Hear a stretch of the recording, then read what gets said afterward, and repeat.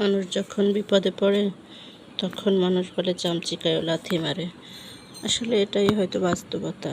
মানুষের বিপদে মানুষ যদি এমনটাই করে তাহলে তার মূল্যবোধ মনুষ্যত্ব কোথায় থাকলো? মানুষের সাথে রেষারেষি হিংসা দেশ থাকতেই পারে, কিন্তু বিপদে সবসময় বন্ধু সুলভ আচরণ করতে হয়। বিপদে সবসময় তার পাশে গিয়ে দাঁড়াতে হয়। বিপদে সবসময় তাকে সাহায্যের হাত বাড়িয়ে দিতে হয়। আর এটাই হচ্ছে মানবতা, এটাই হচ্ছে মানব ধর্ম।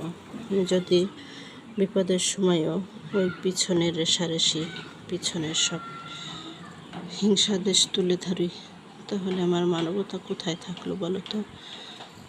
যখন সমাজে আমরা বসবাস করি, ভালো মন্দ নিয়ে বসবাস করি, আর হ্যাঁ, সেখানে হিংসা দেশ রেষারেষি থাকতেই পারে, কিন্তু বিপদের সময় নয়। বিপদের সময় সবাই সবার তরে, প্রত্যেকে আমরা পরের তরে। বিপদের সময় কখনো ওই মনে হিংসা পুষে তাকে গালিগালাজ করা, তাকে অভিশাপ দেয়া, এমনটা মোটেই উচিত নয়। বিপদের সময় সব কিছু ভুলে গিয়ে তাকে সাহায্য করে সব থেকে বড় ধর্ম, পরম ধর্ম। আর সেটাই হচ্ছে মানবতা। কারো বিপদ হলো, আমরা বললাম আলহামদুলিল্লাহ, ঠিক হয়েছে। না ভাই, কখনোই এমনটি করো না, কারণ আজ তার বিপদ হয়েছে, কাল তোমারও তো হতে পারে। তখন সেও তোমার বেলায় খুশি হবে, আর তখন তোমার কেমন লাগবে সেটা উপলব্ধি করো।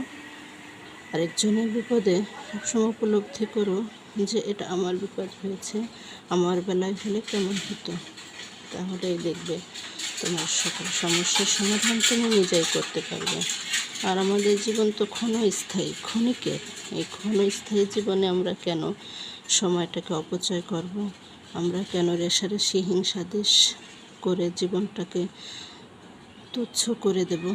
আমাদের জীবনটা সুন্দরভাবে, পরিপূর্ণভাবে আমরা পরিচালিত করি। আমরা যদি দুদিনও বেঁচে থাকি, সুন্দরভাবে বেঁচে থাকি, সবার সাথে একত্র হয়ে মিলেমিশে বেঁচে থাকি, সবাই সবার তরে আমরা জীবন বিলিয়ে দেই। আর এটাই হবে আমাদের ক্ষণস্থায়ী জীবনের সার্থকতা, আমাদের প্রাপ্য, যেটা আমাদের উপাসেও কাজে দিবে।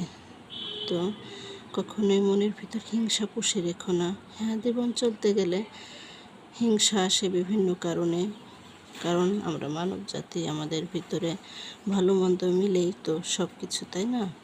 তো আমরা সবসময় চেষ্টা করব মন্দটাকে লুকিয়ে ফেলা, মন্দটাকে ভুলে যাওয়া, আর ভালোটাকে আঁকড়ে ধরা। তবেই দেখবে আমাদের জীবনটা কত সুন্দর, পরিপূর্ণ। তো বন্ধুরা, তোমরা অনেক ভালো থেকো, সুন্দর থেকো। মন থেকে সবার প্রতি সবার ঘৃণা, রাগ, দুঃখ মুছে দিও, কেমন?